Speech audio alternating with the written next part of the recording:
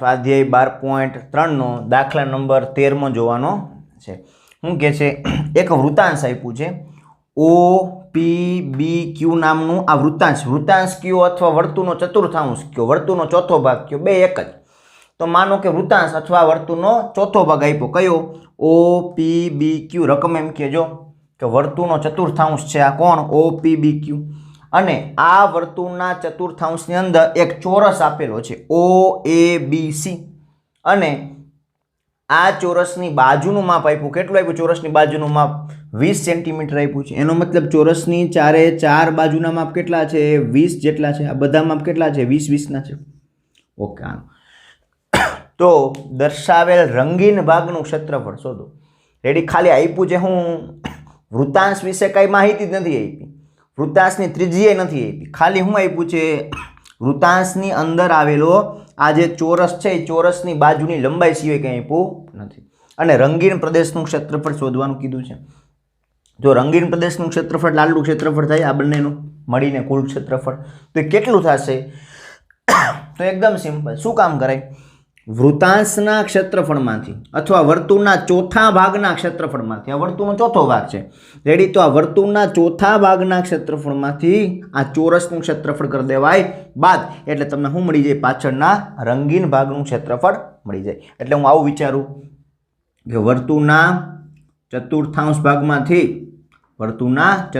ભાગમાંથી ચોરસનું ક્ષેત્રફળ કરી દઉં બાદ।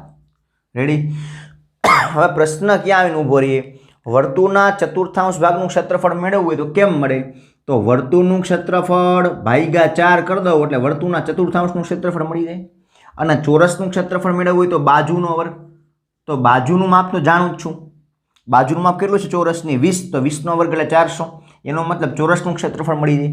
પણ તકલીફ ત્યાં આવીને ઊભી રહી છે કે અહીંયા વર્તુળના ચતુર્થાંશના ક્ષેત્રફળમાં પાઈની કિંમત ખબર 3.14, પણ એની ત્રિજ્યા ખબર નથી, એટલે કે વર્તુળના ચતુર્થાંશની ત્રિજ્યા હોય ને એ ત્રિજ્યા ખબર નથી, એટલે ઓપીનું માપ અથવા ઓક્યુનું માપ આપણે ખબર નથી।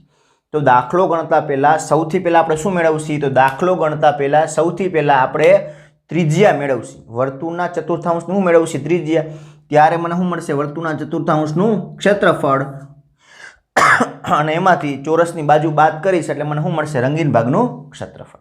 રેડી, જોઈએ તો કઈ રીતે મળે। તો સૌથી પહેલા આવો વિચાર કરાય, મારે અહીંયા ત્રિજ્યા શોધવી હોય તો સૌથી પહેલા વિચાર શું કરાય ખબર, કોઈ પણ વર્તુળનો ચતુર્થાંશ હોય, માનો કે આ શું છે, વર્તુળનો ચતુર્થાંશ છે, તો કોઈ પણ વર્તુળનો ચતુર્થાંશ હોય, આ કેન્દ્ર હોય વર્તુળનું, આ શું થાય, વર્તુળની ત્રિજ્યા થાય। રેડી, આ પણ શું છે, વર્તુળની ત્રિજ્યા। તો આમ દોરું ગમે રેખા આ પ્રમાણે, કોઈ પણ રેખાખંડ આ પ્રમાણે દોરું તો આ બધી શું હોય, વર્તુળની ત્રિજ્યા જ હોય કે નહીં, એનો મતલબ આ તમામ શું છે, વર્તુળની ત્રિજ્યા જ છે, કેમ કે ત્રિજ્યાનું માપ આખા વર્તુળમાં કેવું હોય, સમાન। તો અહીંયા હું વિચારું, શું વિચારું, આ ત્રિજ્યા છે તો આ બિંદુ ઓ ને બી સાથે જોડ દઉં, કોને, બિંદુ ઓ ને બી સાથે જોડ દઉં તો આ પણ શું થાય, વર્તુળની ત્રિજ્યા જ થાય કે નહીં, કેમ કે અહીંયા ત્રિજ્યા કયો તો અહીંયા ત્રિજ્યા કયો તો મૂળ વર્તુળના કેન્દ્રથી વર્તુળ સુધીનું અંતર, વર્તુળના કેન્દ્રથી વર્તુળ સુધીનું અંતર એટલે ત્રિજ્યા, એનો મતલબ આ ત્રિજ્યા કહેવાય કે નહીં।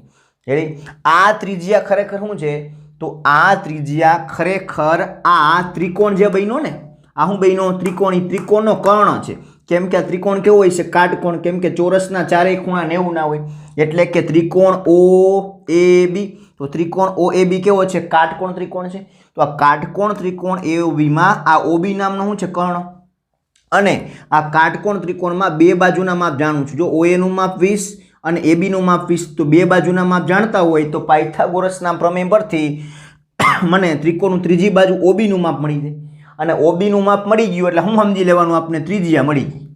રેડી, અને ત્રિજ્યા મળી જાય પછી હું વૃત્તાંશનું ક્ષેત્રફળ મેળવી શકું, એટલે કે વર્તુળના ચોથા ભાગનું ક્ષેત્રફળ મેળવી શકું। ખ્યાલ આવે છે, ત્રિજ્યા કઈ રીતે મળી, ખબર પડી ગઈ હશે। રેડી, ત્રિજ્યા બધે સમાન હોય, OP કહું તો ઈ, OB કહું તો ઈ, અને OQ કહું તો ઈ। રેડી, તો OB મને મળી જાય છે। રેડી, તો પહેલા આપણે OB મેળવવાનું કામ કરીએ, એટલે કે વર્તુળના ચતુર્થાંશની ત્રિજ્યા મેળવીએ, ત્યારબાદ દાખલો આપણે આગળ ગણશે। રેડી, વધીએ આગળ। તો સૌપ્રથમ હું વાત કરીશ અહીંયા કે ત્રિકોણ OAB, ત્રિકોણ ઓ એ બી અથવા ચોરસની પહેલા વાત કરી દે એટલે ચોરસની 4 બાજુ ખબર પડી જાય. તો ચોરસ કયો છે? તો કે ચોરસ છે ઓ એ બી સી. તો લખાય કે ચોરસ ઓ એ બી સી ની બાજુઓ, 4 બાજુઓ કઈ કઈ? તો કે ઓ એ બરાબર ઓબી, સોરી ઓ એ બરાબર એ બી, આ ઓ એ બરાબર એ બી બરાબર શું આવશે? બીસી બરાબર શું આવશે? તો કે સીઓ. આ બધાય સમાન છે. કેટલી છે? તો બધી 20 સેન્ટીમીટર છે. કેટલી છે? બરાબર 20 સેન્ટીમીટર છે. એનો મતલબ એમ થયો કે આની 4 બાજુ ચોરસની સમાન છે. કેટલી છે? 20 સેન્ટીમીટર જેટલી છે. ઓકે, હાલો રેડી. ચોરસનું કામ થઈ ગયું પૂરું. હવે આપણે એની અંદરના ત્રિકોણની વાત કરીએ. ચોરસની અંદર આ જે ત્રિકોણ બને છે, કાટકોણ ત્રિકોણ, એની વાત કરીએ તો હું આમ લખી શકું, ત્રિકોણ ઓ એ બી માં, ત્રિકોણ ઓ એ બી માં ખૂણો એ કેવો છે? 90 અંશ છે. ત્રિકોણમાં ખૂણો એ કેટલાનો છે? ખૂણો એ બરાબર 90 અંશ થાય. કેમ કે ચોરસનો ખૂણો કેટલાનો હોય? 90 નો. તો આ કાટકોણ ત્રિકોણ બની ગયો કે નહીં? કેમ કે ખૂણો એ 90 નો છે. તો આ કાટકોણ ત્રિકોણમાં બે બાજુના માપ જાણું છું, ત્રીજી બાજુનું માપ મળી જાય. તો પાયથાગોરસનો પ્રમેય વપરાય કે નહીં? તો પાયથાગોરસનો પ્રમેય વાપરું. હું લખીશ કે આ ત્રિકોણમાં OB નો વર્ગ, OB નો વર્ગ એટલે કે કર્ણનો વર્ગ બરાબર બાકીની બે બાજુના વર્ગોનો સરવાળો એટલે AB નો વર્ગ વત્તા AO નો વર્ગ. તો લખ્યું AB નો વર્ગ વત્તા OA નો વર્ગ. ઓકે, હાલ તો હવે કિંમત મૂકીએ આપણે. OB ના વર્ગનો OB નો વર્ગ જેમ છે એમ બરાબર AB નો વર્ગ. તો AB નો વર્ગ એટલે 20 નો વર્ગ થાય. AB નો વર્ગ એટલે કેટલો થાય? 20 નો વર્ગ. તો લખ્યું અહીંયા 20 નો વર્ગ વત્તા OC નો વર્ગ, સોરી OA નો વર્ગ. તો OA કેટલા છે? 20. તો અહીંયા આવશે 20 નો વર્ગ. એનો મતલબ આ બંનેના મૂલ્ય 20 છે, તો 20 ના વર્ગ આવ્યા. તો હવે OB નો વર્ગ બરાબર શું આવશે? તો લખીએ આપણે આગળ કે OB નો વર્ગ બરાબર 20 નો વર્ગ શું થાય? તો 20 નો વર્ગ છે 400 અને અહીંયા 20 નો વર્ગ 400. તો લખાય અહીંયા 20 નો વર્ગ 400 વત્તા 400. તો 400 ને 400 કેટલા? 800. એનો મતલબ OB નો વર્ગ કેટલો આવશે? તો કે 800. હાલો, હવે 800 નું વર્ગમૂળ કાઢવું છે. તો 800 નું વર્ગમૂળ શું નીકળે? તો હું આવું વિચારી શકું, 800 એટલે શું? 8 ગુણ્યા 100 એટલે 800 થાય. જો આવું વિચારે, 800 એટલે 8 ગુણ્યા 100 એટલે 800. 8 નું વર્ગમૂળ શું થાય? તો 8 ના અવયવ પાડો તો 8 ના અવયવ શું થાય? 4 દુ 8 થાય. અને 100 ના 100 રાખો એમને, કેમ કે 100 નું સીધું વર્ગમૂળ નીકળે છે. 8 ના અવયવ 4 દુ 8, 100 ના 100 એમને. હવે વર્ગમૂળ કાઢો. 4 નું વર્ગમૂળ કેટલું નીકળે? 4 નું વર્ગમૂળ નીકળે 2. 100 નું વર્ગમૂળ કેટલું નીકળે? તો 100 નું વર્ગમૂળ નીકળે 10. 4 નું 2 નીકળે, 100 નું 10 નીકળે. અને આ બગડાનું વર્ગમૂળ નીકળે નહીં. તો જેનું વર્ગમૂળ ના નીકળે ને વર્ગમૂળમાં રખાય એમને. એનો મતલબ 10 દુ કેટલા? 20. 20 વર્ગમૂળ 2. એનો મતલબ 800 નો વર્ગમૂળ શું નીકળે? 20 વર્ગમૂળ 2.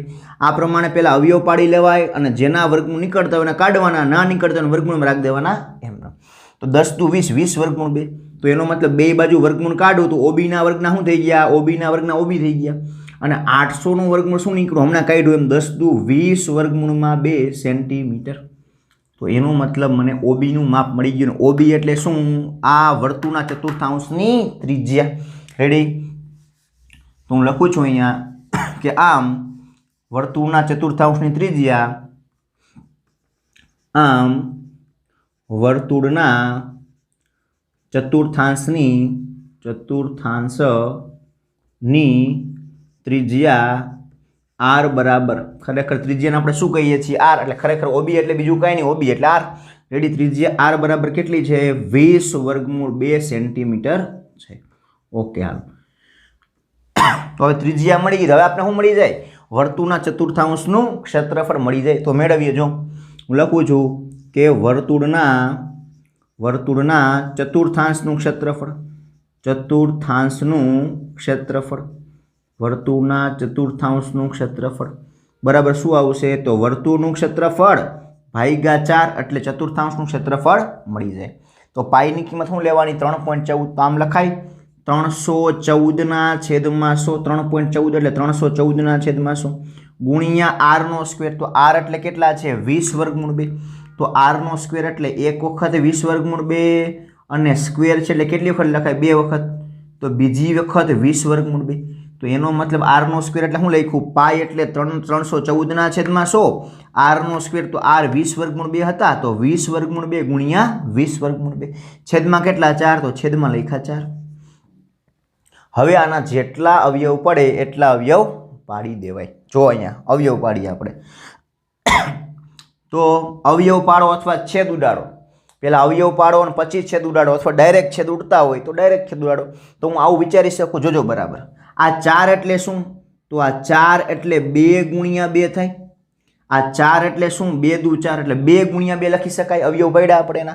हवे एनो भाग चाले जो अहींया 2 दाण 20 એટલે 10 આવે ઉપર 2 દાણ 20 અહીંયા પણ 2 દાણ 20 એનો मतलब ભાગ ચાલે છે તો ભાગ ચલાવીએ જો ઉપર લખું છું અહીંયા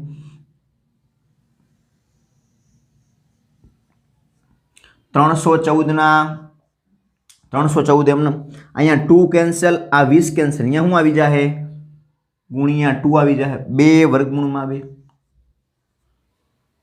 રેડી सॉरी 10 आवशे 2 दाण 20 सॉरी हूँ आवशे 2 दाण 20 तो अहींया 2 दाण 20 वर्गमूळ 2 ना वर्गमूळ 2 अहींया पण 2 दाण 20 એટલે આ 20 અને 2 કેન્સલ અહીંયા શું આવી જાય 10 આવી જાય વર્ગમૂળ 2 ના વર્ગમૂળ 2 જેમ છે રેડી 2 દાણ 20 2 દાણ 20 એટલે 10 10 2 આવી ગયા વર્ગમૂળ 2 ગુણ્યા વર્ગમૂળ 2 જેમ છે એમને રેડી 314 ના 314 એમને છેદમાં કેટલા 100 તો છેદમાં લખ્યા 100।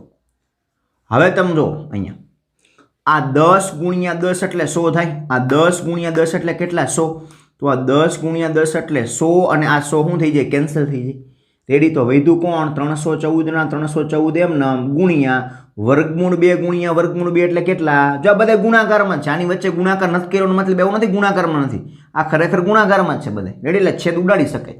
પાછળ વૈધુ શું વર્ગમૂળ 2 ગુણિયા વર્ગમૂળ 2 એટલે કેટલા વૈધા 2 વૈધા તો 314 દુ કેટલા થાય 628 થાય तो 628 सेंटीमीटर नो स्क्वेर।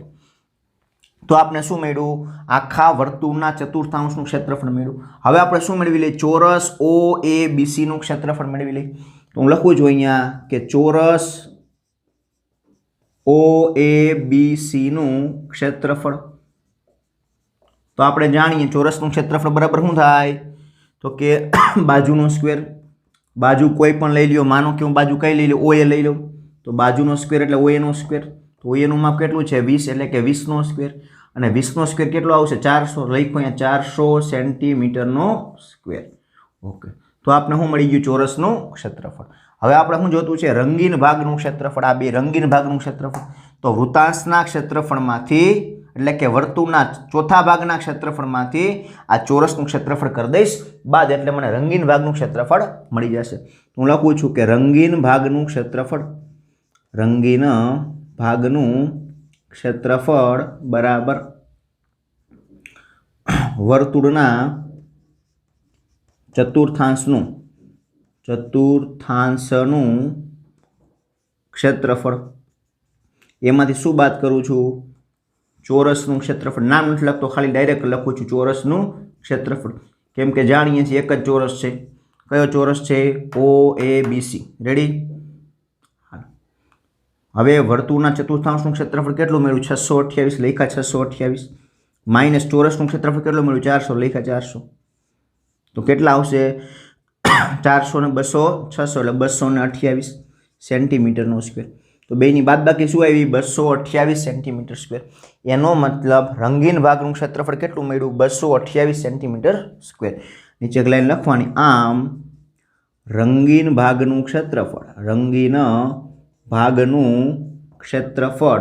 केटलुं छे रंगीन भागनुं क्षेत्रफळ तो के 228 सेंटीमीटर स्क्वेर छे। तो मित्रों अहींया आपणो दाखला नंबर 13मो थाय छे पूरो।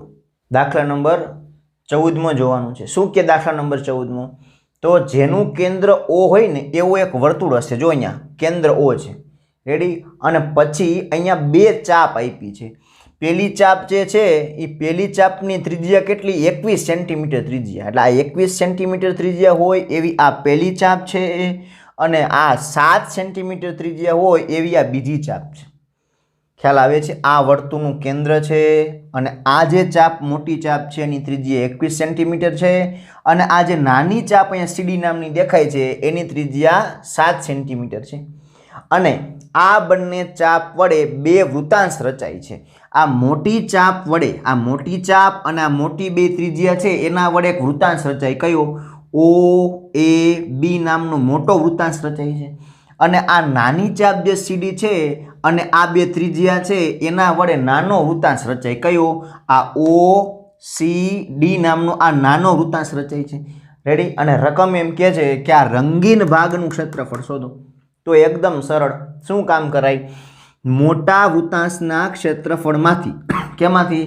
મોટા વૃત્તાંશના ક્ષેત્રફળમાંથી આ નાના વૃત્તાંશનું ક્ષેત્રફળ કરી દેવાય બાદ, એટલે તમને રંગીન ભાગનું ક્ષેત્રફળ મળી જાય. તો આપણે પેલું કામ શું કરશી? તો કે બંને વૃત્તાંશની ત્રિજ્યા લખશી અને કેન્દ્ર આગળ બનતો ખૂણો લખશી. જો બંને ચાપ વડે કેન્દ્ર આગળ બનતો ખૂણો કેટલાનો છે? 30 અંશનો છે. θ 30 અંશનો છે. રેડી? તો હું લખું છું કે મોટો વૃત્તાંશ અથવા મોટા વૃત્તાંશ. કયો મોટો વૃત્તાંશ? તો મોટો વૃત્તાંશ ઓ એ બી. મોટો વૃત્તાંશ ઓ એ બી ની ત્રિજ્યા, મોટા વૃત્તાંશ ઓ એ બી ની ત્રિજ્યા, જેને હું R1 કહી દઉં, કેમ કે બેની ત્રિજ્યા લેવાની છે. તો એકને R1 કહેવાય, બીજાને R2. તો મોટા વૃત્તાંશ ઓ એ બી ની ત્રિજ્યા R1 બરાબર કેટલી છે? આ મોટા વૃત્તાંશની ત્રિજ્યા તો 21 સેન્ટીમીટર. તો લખી 21 સેન્ટીમીટર. અને કેન્દ્ર આગળ બનતો ખૂણો, અને હું જોવાનું છે કેન્દ્ર આગળ બનતો ખૂણો, કેન્દ્ર આગળ બનતો ખૂણો થીટા બરાબર કેટલો છે? થીટા બરાબર તો કે 30 અંશ છે. હાલ, આનું કામ પૂરું. હવે આપણે શું કરવાનું છે? નાના વૃત્તાંશની વાત કરવાની છે. નાનો વૃત્તાંશ કયો છે? O C D. તો લખું છું અહીંયા કે નાનો વૃત્તાંશ. કયો નાનો વૃત્તાંશ? તો નાનો વૃત્તાંશ છે ઓ સી ડી.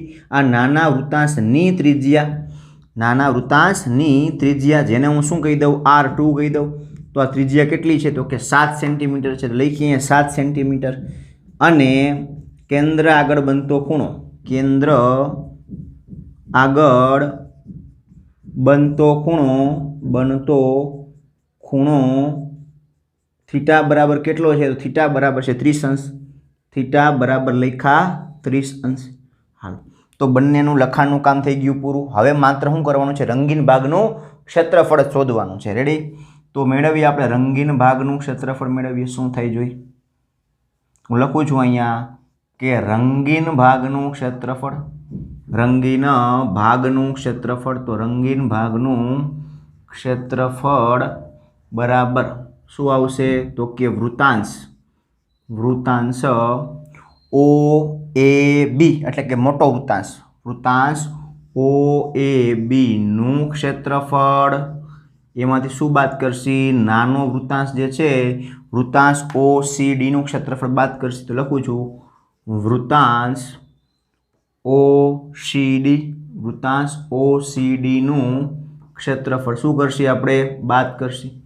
રેડી? હવે વૃત્તાંશના ક્ષેત્રફળનું સૂત્ર આપણે ખબર છે. શું થાય વૃત્તાંશના ક્ષેત્રફળનું સૂત્ર? તો કે પાઈ આર સ્ક્વેર થીટા છેદમાં 360 આપણે જાણીએ છીએ. રેડી?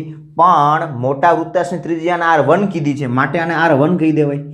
માઇનસ નાના વૃત્તાંશનું ક્ષેત્રફળ, તો વૃત્તાંશનું ક્ષેત્રફળ છે પાઈ આર સ્ક્વેર થીટાના છેદમાં 360. અને આની ત્રિજ્યાને આપણે R2 કીધી છે, R2 કહી દીધા. રેડી? ઓકે. હવે હમણાં આમાં કિંમત મૂકીને સાદુરૂપ આપો એટલે શું મળી જાય? રંગીન ભાગનું ક્ષેત્રફળ મળી જાય. પણ આમાં કિંમત મૂકતા પહેલાં એક વાત બરાબર સમજવી જોઈએ કે અહીંયા જે કોમન નીકળતું હોય ને પહેલાં કોમન કાઢી લેવાય અને પછી કિંમત મુકાય, જેથી કરીને ડબલ વખત કિંમત ના મૂકવી પડે. નહીંતર અહીંયા શું થાય? પાઈની કિંમત બે જગ્યાએ મૂકવી પડે, થીટાની કિંમત બે જગ્યાએ મૂકવી પડે. આર તો જુદા જુદા છે એટલે કંઈ પ્રશ્ન નથી, પણ પાઈ ને થીટાની કિંમત તો બે વખત મૂકવી પડે. એના કરતાં કોમન કાઢી લ્યો તો પાઈ ને થીટા એક જ વખત મૂકવા પડે. એટલે હંમેશા કોમન નીકળતા કોમન કાઢીને પછી જ દાખલો ગણાય. તો આમાં કોમન કાઢું. શું કોમન કાઢું? એક તો પાઈ કોમન નીકળે ઉપરથી, બીજું શું કોમન નીકળે? તો કે થીટા કોમન નીકળે. તો પાઈ થીટા, બેમાં પાઈ થીટા કોમન કાઢી લીધા. છેદમાંથી શું કોમન નીકળે? 360. પાછળ શું વધે? જોજી, અહીંયા વધે R1 નો સ્ક્વેર, તો લખો R1 સ્ક્વેર. માઇનસના માઇનસ એમને અહીંયા શું વધ્યું? R2 સ્ક્વેર, લખ્યા R2 સ્ક્વેર. રેડી? હજી કિંમત ના મુકાય, હજી આનું સાદુરૂપ અપાય. જો R1 square minus R2 square એટલે હું R1 માઇનસ R2 અને R1 પ્લસ R2, અને હજી અવયવ પડે અને પછી કિંમત મુકાય. તો અહીંયા લખું છું પાઈ થીટાના પાઈ થીટા જેમ છે એમ નામ છેદમાં 360 ના 360 એમનેમ, અહીંયા R1 માઇનસ R2 અને R1 પ્લસ R2 આવું થાય. હવે આમાં કિંમત મૂકીએ આપણે. રેડી? તો પાઈની કિંમત કેટલી આવશે? તો રકમમાં કાંઈ આપી નથી, તો શું લખાય? 22/7. તો પાઈની કિંમત લખીએ આપણે 22/7 ગુણ્યા થીટા. થીટા એટલે કેન્દ્ર આગળ બનતો ખૂણો, તો જાણીએ કેટલો છે? 30. તો અહીંયા લખો 30 અને છેદમાં છે 360, તો છેદમાં લખ્યા 360. કૌંસમાં R1, તો R1 ની કિંમત કેટલી છે આપણી પાસે? તો R1 ની કિંમત 21 છે અને R2 7 છે. તો અહીંયા 21 - 7 આવશે અને અહીંયા 21 + 7 આવશે. તો લખ્યા 21 + 7. હવે આગળ સાદુરૂપ આપીએ. અહીંયા